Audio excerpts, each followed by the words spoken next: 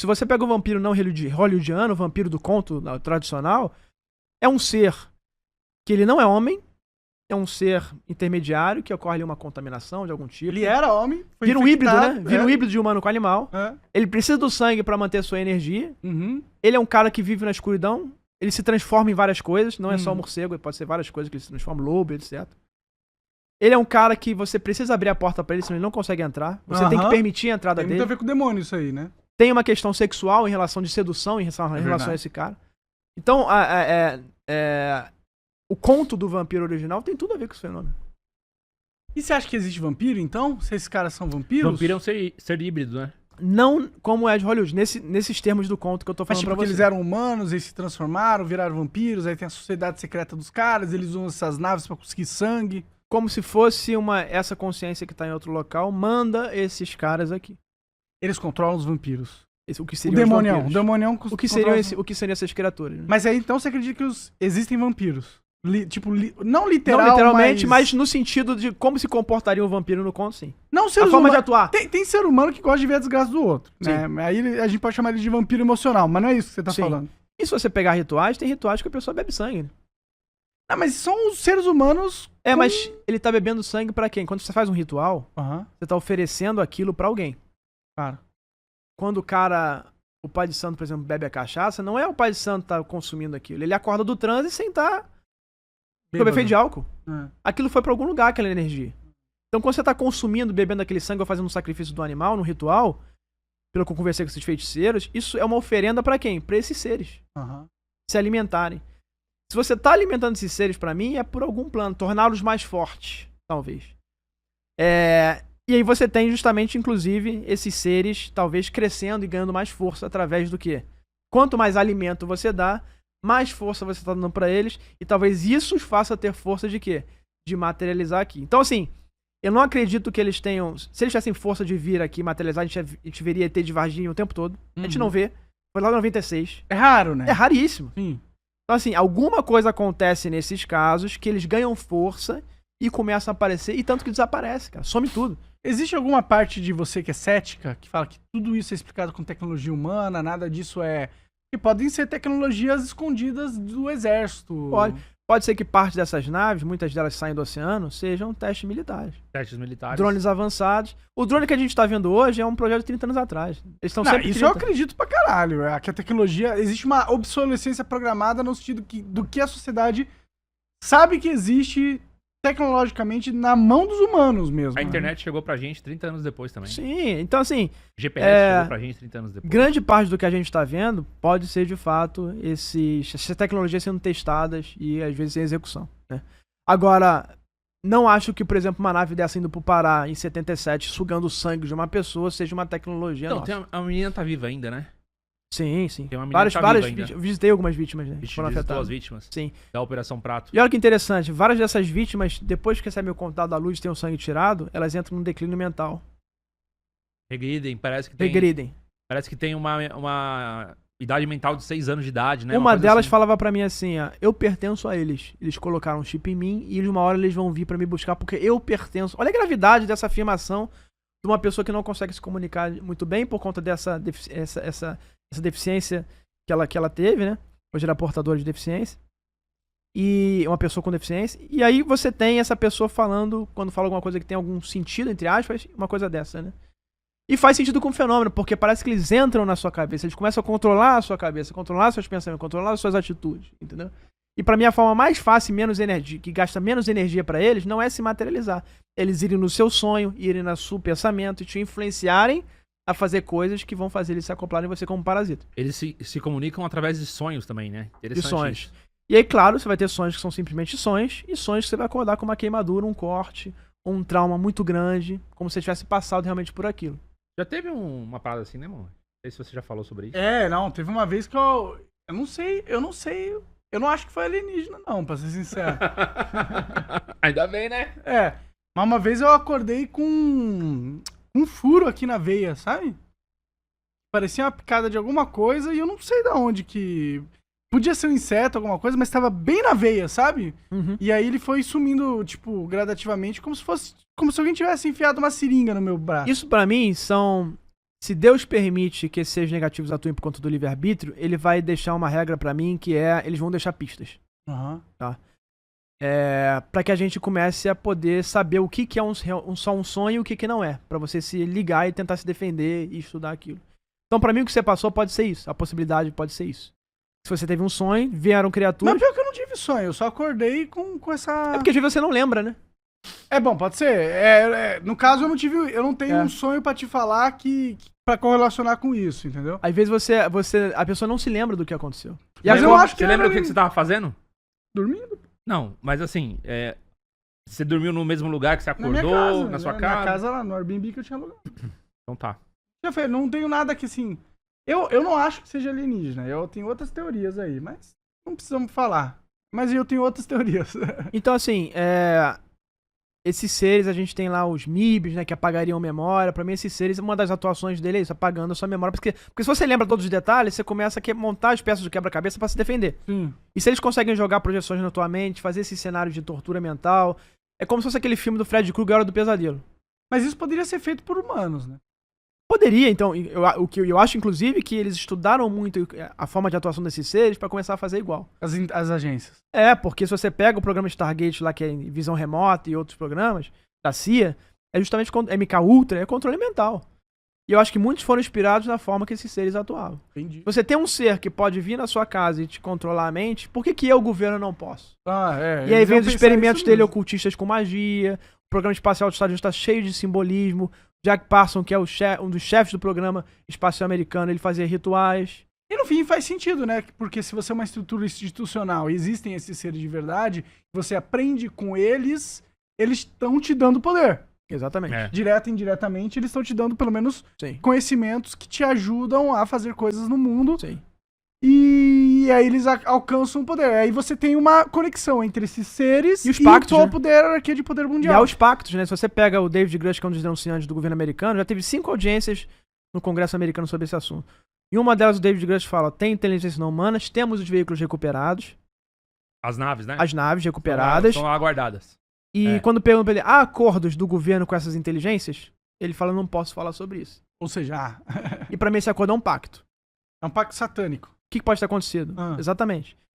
O governo viu que fazendo determinados rituais você pode atrair esses seres e pediu coisas. É o gênio da lâmpada, né?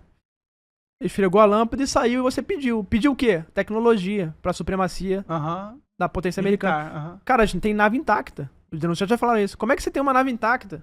Eles chamam de site de doação. Vem a nave, pousa e você recupera. Por que esses seres vão te dar uma nave? Pode ser desses pactos.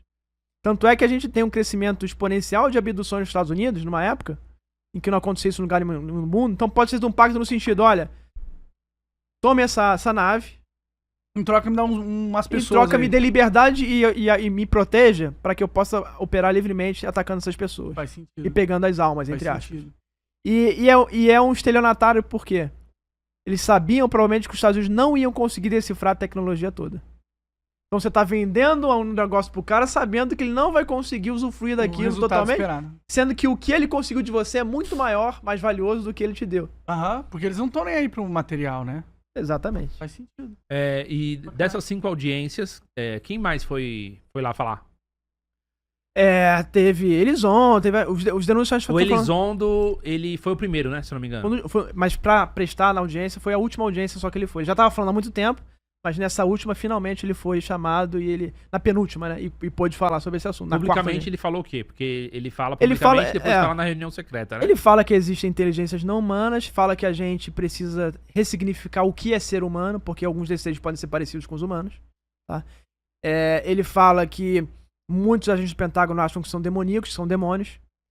Fala que os agentes do Pentágono acham que se você revelar isso, você vai abrir uma porta pra esses seres, porque se a população inteira souber que eles existem e aceitarem isso, vai criar uma conexão que vai os puxar. Tá? Tem uma fala a população inteira acredita em demônio já, né? A maioria das pessoas. Eu acho que não, sabe por quê, cara? Mesmo na igreja, você pega assim, eu leio muito hoje em dia sobre padres exorcistas. Os próprios padres exorcistas falam, cara, meus amigos padres não acreditam que o demônio existe. Acham que é uma coisa meio invisível, sabe? Ele não existe de fato, ele é uma influência, uma coisa figurada, um sentido figurado. É uma energia Hollywood fez negativa. muito efeito na cabeça das pessoas também. E assim, cara, muita gente, inclusive religiosos, acham que o mundo espiritual não existe. Tá? Eles acham que é tudo uma coisa invisível e um conto de fadas.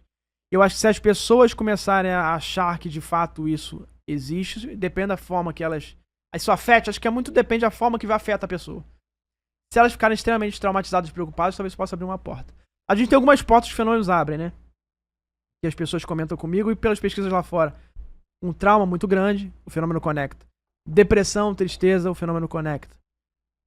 Uso de alucinógenos, drogas psicodélicas, cogumelos, ayahuasca e etc. O LSD, o fenômeno conecta. Ou maconha em doses muito fortes também, pode causar estado alterado de consciência, o fenômeno se conecta. Você clamar por esses seres como se fossem deuses. Colocar um ET ali e você começar a achar que ele é uma divindade e pedir contato e pedir coisas pra ele. Você não tem religião nenhuma. Mas você acredita em ET. E colocou ele na sua cabeceira e você fala com ele todo dia, pede um contato, o contato vai vir. Então tem algumas portas que conectam-se com esse fenômeno.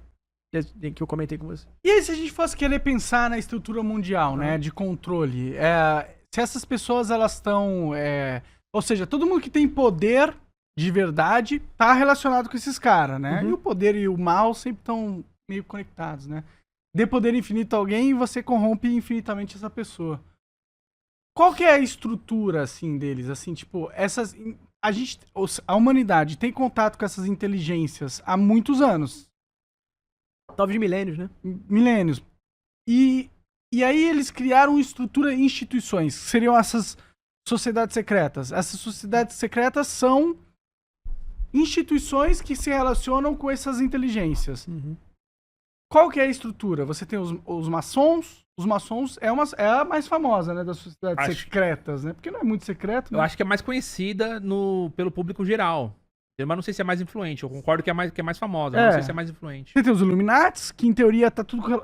Então, tá tudo correlacionado. Todas essas sociedades secretas, elas têm um network entre si, é isso?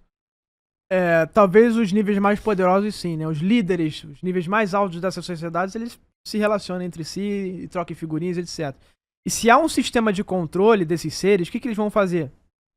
Eles vão querer justamente controlar para que a maior arma que eles têm é que a gente não acredite que eles existam. É a forma mais fácil deles atuarem. Mas aí você tá entrando em contradição, pô. Por quê? Porque uma hora você falou que se todo mundo acreditasse que eles existem, eles iam entrar e invadir todo mundo, e agora você tá falando que a maior arma que eles têm é a gente não acreditar neles, né? É no sentido de que eles não querem entrar aqui. Eles preferem se manter... Na sombra. Isso seria o plano B. Eles entrarem. Tá. Se manter nas sombras é muito mais eficiente pra eles como disfarce. Porque se você não acredita neles, você fica mais vulnerável. Vulnerável. Né? Se você não... Tem um monte de influenciador aí que eu vejo que começa a entrar nessas piras de satanismo e tal. Sim. O PC era um dele. Ele falava sobre satanismo, sei lá, muitos anos atrás comigo. Quando eu encontrei ele. O PC e o Cauê Moura, né? Espero que ele largue disso, essa porra aí de satanismo. Mas... Cauê Moura tá no satanismo? ele... Não sei se ele tá. Ele falava de satanismo comigo, muitos anos atrás. E eu espero que ele tenha, né, largado esse rolê aí, porque é um rolê prejudicial pra ele, né? Eu não gostaria que ele se envolvesse nisso. Claro, né? claro. Mas... eu não lembro mais. Então, o plano A, pra mim, eles se mantêm ocultos. Tá? O plano B seria... vai revelar? Ótimo, agora eu vou entrar e eu vou fazer o serviço. Eu não queria, não é a minha forma de atuar principal. Minha forma de atuar é nas sombras. Então vamos pra guerra logo, vamos revelar, pô. O problema é... Se é o plano B, o problema plano é... B é pior do que o A, né? O problema... o plano A. O grande problema, eu acho, é o seguinte. Esses seres têm uma essência, eles são não materiais. Sim. Então não é na São bala que a gente vai psicológicos. resolver contra eles se eles entrarem aqui. É uma imunidade de ser, né? Tem vários contatos que eu falei do que chama de lobisomem, que lobisomem virou um termo guarda-chuva, um monte de ser que aparece. Tudo que é peludo é lobisomem. Mas são seres diferentes.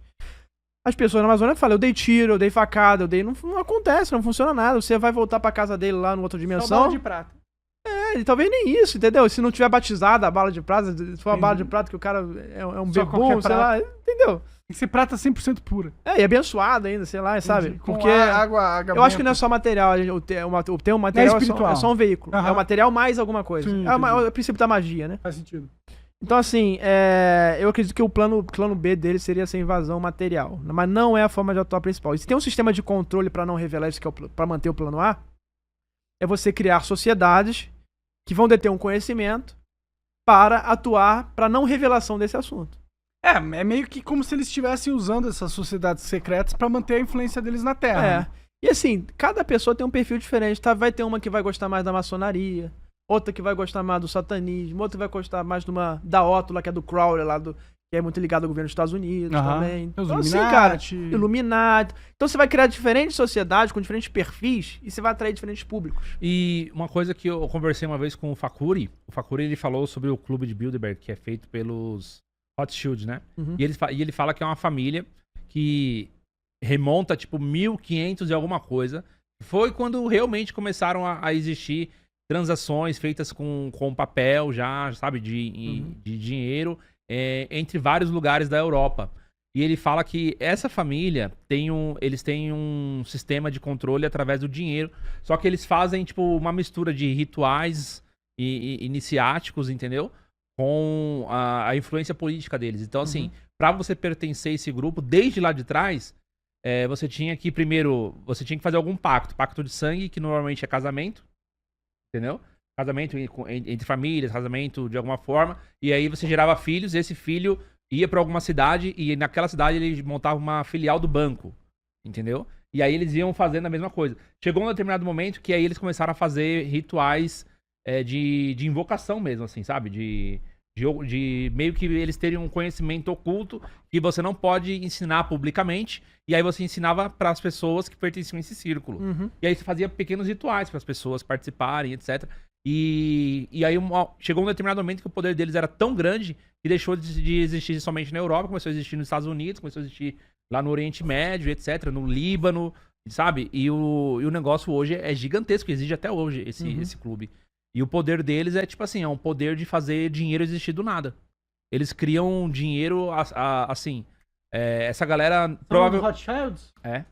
Provavelmente eles são mais ricos, né, do que qualquer um que tá na lista dos mais ricos da Forbes. Se você cria um pedaço de material e que tem um poder enorme sobre as pessoas, cara, você pega aí, por exemplo, qualquer caso, vai falar que vai tirar o emprego do cara, o cara não fala sobre esse assunto. Porque ele depende do dinheiro pra sobreviver. Então você cria um pedaço de material e que o cara depende daquilo pra comer e pra beber, pra sobreviver. Pra ter uma casa. Você controla todo mundo. Através do dinheiro, que é o que eles fazem, realmente. Isso é o que tá acontecendo mesmo hoje em dia. Não vai ser promovido, você não vai ter carreira, vou tirar seu emprego. Na verdade, você tá tirando o quê? Esse pedaço de papel, que é o dinheiro que tem um poder enorme. Sim, você tá meio que controlando a matéria pra afetar o psicológico, né? Isso. É o que a gente tava falando, né? Exato. A matéria, ela não é o mais importante, o não material, mas a matéria é um instrumento pra você controlar o não material. Total, porque quando a pessoa dá importância a algo material, ele tá conectando o material com o emocional dele, que é o espiritual, no final das contas, né? E você tá controlando aquilo que ele vai expressar, em termos de não matéria, de emoções, sentimentos. É assim que eles controlam o mundo. Todo mundo faz qualquer coisa por dinheiro. Não todo mundo, mas muita gente, sei lá. Porra. Você, justo com a humanidade, 60% da humanidade faz qualquer coisa por dinheiro. E muito porque a pessoa acha que não existe um mundo não material. Aí dá importância em discutir esse assunto. Exatamente. Por isso que eu acho que é importante. Por isso que eu acho que é o plano A deles, que a gente não acredita. Exatamente. Exatamente. Porque o plano B, se todo mundo acreditasse, todo mundo ia ficar mais conservador, né? Nesse sentido, né? Conseguiria também perceber a manipulação espiritual, né? E tem essa questão de rituais que o Júnior falou, que é importante, que esses conhecimentos não estão nos livros. Eu tenho ido a Varginha muito tempo. Eu tava lá agora, eu vim de Varginha, né? 99% da população não sabe que isso existe. Você pergunta pro varginhense que mora lá há 70 anos. Quantos habitantes tem Varginha? Não sei botar aí, mas tem que ver no... 100 mil? Não, bem mais. Mais? 200? É mais? Acho que Varginha é grande, cara. Vou pesquisar aqui, vai falando aí. Varginha desenvolvida. Então, assim, 90% deles acham que não existe isso, que ninguém faz nada lá. E Varginha, ela é um centro do voodoo, de São Cipriano, de coisas ocultistas lá. E as pessoas nem se dão ideia. Por quê? Porque isso é um conhecimento oculto. O nome já fala. 142 mil. Aí. Tem um conhecimento oculto que não vem a público. E que é passado o quê? De geração em geração de boca. Uhum. Então, eu conversei com pessoas lá que era o bisavô, que era escravo, desejo de escravo, foi passando, veio da magia da África, ele juntou com a magia europeia, que veio dos colonizadores, criou-se um sistema mágico lá totalmente diferente, e eles não falam como é que faz, tá passado de boca pra boca. E às vezes tem um feiticeiro lá forte em que ele não fez um pupilo, e o conhecimento se perde, acabou. Então esse é um dos motivos que antigamente a gente tinha muitas coisas bizarras aparecendo, e que às vezes algumas dessas coisas bizarras não aparecem hoje. Por que o Varginha não apareceu de novo? Pode ter uma explicação dessa. Na primeira vez que apareceu, eles controlaram, né, o fenômeno. Exatamente, assim... E eu chego lá e as pessoas falam assim pra mim, você quer saber de Varginha? Vá procurar o fulano de tal. E sabe quem é a história dele? Eu vou lá, o cara é milionário. Dono das terras todas de lá. E aí eu chego... isso que me fode pra caralho, entendeu? Porque quando você olha pras pessoas com poder, todas elas acreditam nessa merda. Tipo, todas elas acreditam nas sociedades ocultas, nos demônios, na magia, né? Tu já fez magia, cara? Não, mas quando eu tive... Por que não? Se você estuda essa porra toda, você sabe que é verdade, que existe. Uhum. Você nunca quis testar, assim, tipo, criar uma magia pra conseguir alguma coisa no mundo físico? Eu tenho uma crença, já cresci católico, né? Inclusive depois dessa pesquisa, eu tava um pouco longe da igreja, eu tive que voltar. Porque eu comecei a perceber o quanto esses fenômenos podem nos afetar e me afetou. Mas eu tava muito materialista. Eu tava muito, quando eu comecei esse assunto a pesquisar, eu tava muito em seres extraterrestres. Eu comecei a ver que não é isso. Quando você entra a fundo, essa ideia passa a não fazer sentido. E não faz. E o que acontece muitas vezes é que o ufólogo, quando pesquisa, não tô falando todos, mas grande parte, por conta de existir a crença extraterrestre, ele começa a coletar um dado e que se o que você tá falando não cabe na crença dele, ele exclui você. Ele exclui o que você tá falando. Então, e você tá selecionando dados, isso não é científico. Ciência é você pegar todos os dados, mais absurdos que sejam, colocar num cesto e depois se avalie. E não na fonte se excluir. Claro. Então, assim, eu comecei a ver que essa realidade dessa possibilidade menor de ser algo extraterrestre. Quando eu vou pra Varginha, o cara me fala, procure fulano de tal. Quando eu vou procurar fulano de tal, o cara milionário com a maior parte das terras de lá de Varginha. As pessoas começam a falar que ele fez rituais de evocação e os seres saíram de dentro da terra. Não só esse ser, mas outros. Eu falo com um policial, ele fala que tinha um ser peludo, que não era só aquele, que eram vários seres. Aí eu vou falar com o pesquisador de 96, que é o Birajara, ele fala... Naquela época falaram pra gente, um feiticeirão lá que fazia nessa terra desse senhor, ele fazia ritual e abriu. Sinistro, ficou descontrolado, começou a sair criatura. Tá vendo, moleque? São demônios, cara. Começou a sair um monte de criatura, ele não conseguia fechar o negócio, e a criatura foi pra rua. Ali do lado era um cemitério, ele tava indo da mata pro cemitério, atraída pelo cemitério de alguma forma. E aconteceu. Então assim, cara, aí eu comecei a pesquisar esse negócio, né? E eu comecei a ser afetado na minha casa por fenômenos de poltergeist, né? Coisas, símbolos sendo feitos com uma mão invisível. E aí eu volto pra igreja, porque assim, eu não acho que existe uma religião que sabe a verdade inteira. Hoje você é cristão? Sou católico. Cristão católico. Agora sim, eu não acredito que haja uma religião salvadora e que vai dar a verdade. Então por que você é católico? Porque eu cresci assim, eu tenho uma base. Mas eu não acredito, eu acho que qualquer religião que a pessoa seguir, eu acho que o que importa mais não é a religião, e sim aquilo que a religião representa pra ela. Se eu tenho uma imagem de Jesus, um crucifixo, ou Nossa Senhora, entendi. E isso não representa nada pra mim, e eu pedir proteção pra isso, não vai me proteger. Ou seja, como você tem um background cristão, você usa esses símbolos como ferramenta de proteção. Exatamente. Mas eu acredito que o que serva mais é o que é a oração, e o artefato, o símbolo, dependente da religião da pessoa, é a pessoa acreditar naquilo. Que aquilo vai protegê-la. Esse pra mim que é o ponto. Então tá aqui, o poder tá aqui, tá nas nossas crenças. Na consciência, nossa crença, naquilo que a gente acredita. Tá no reforço mental do simbolismo. E é por isso que esses caras conseguem fazer as magias e funciona, porque ele faz a coisa acreditando que aquilo vai acontecer. Ele manifesta, como se fosse um satélite. Imagina um satélite aqui. Você emana uma coisa pra esse satélite, uma mensagem, ele vai processar e vai te devolver alguma coisa. É tipo um efeito placebo, certo? Exatamente. Só que o placebo acontece, né? O efeito físico é uma mágica. Acontece. O efeito placebo é o mais próximo de mágica. Você acreditou naquilo e aquilo... O seu corpo correspondeu com a sua crença. Exatamente. Então assim, a magia e a religião, a oração, nada mais é pra mim do que isso. Você emanou alguma coisa, essa inteligência que está do outro lado e que é responsável pelo mundo material, ela vai te devolver. pensou uma coisa negativa pra alguém, ela pode voltar contra você. Tem muitos magos que eu conversei falam isso, ó. Se você fizer magia pra afetar um cara que blindado, vai bater e vai voltar. Ela vai voltar pra você. Sim. O cara não fez nada de mal. O cara trata todo mundo bem. O cara tá com Deus, ele acredita, usa as escrituras, etc. Trata todo mundo bem, faz doação, etc. Vai voltar pro cara, entendeu? Entendi. Só se o cara for um cara ruim, vai pegar. Vai pegar. Entendi. Entendeu? Só que às vezes tem um cara ruim que usa esses seres negativos para protegê-lo. Pode crer. Aí ele se vende. Entendi. Ele se doou e ele tem... Aí tem os casos, né, que o policial... Tem muito podcast policial que fala, pô, o cara tomava 13 tiros, na segunda ocorrência mais 10... Não morre, cara. Aí tiro no bolso tem um... Tiro no bolso tem um sigilo mágico, que é um símbolo mágico que conecta ele com essas entidades. Faz sentido. Tem o vários cara não casos morre. aí do cara que Tem foi... vários. Pode pegar aí, tem vários. Tem vários, é verdade. Isso é muito legal, né? Porque se você pensa que o poder da crença tem muito poder, você pode usar o placebo, pode usar qualquer outra coisa. Agora, você tem que desenvolver boas crenças, né? Agora, o perigoso parte dessas crenças, o pessoal que faz magia negra, por exemplo, o que eles acreditam? Que só existe um mundo material e depois daqui acabou. Que é um erro. Ele vai se ferrar, por quê? Se aqui não for o fim, se aqui não for o fim, ele vai ter, né? ele vai ter 120 anos de feiticeiro, cara. Pode pegar, os caras vivem 110, 120. Peguei vários casos de feiticeiro de 100, 110 lá em Varginha, lá em Minas Gerais, São Tomé das Letras. Os caras vivem muito. Vai viver 120 anos, tudo de material ele vai ter todas as terras do mundo. Só que eu acho que a cobrança vem na vida, que pra mim é infinita, que a nossa alma tem, a nossa consciência, ela sobrevive depois do corpo. Ele vai ter eternidade de sofrimento. Então você quer pagar 120 pra mas eu já acho que é demais. Eu não acho que... Não, acho que é eterno. Inferno eterno, não? Não. Eu não acredito em inferno eterno. Eu não acredito porque eu acho que o Deus criador de todo o universo, ele é justo.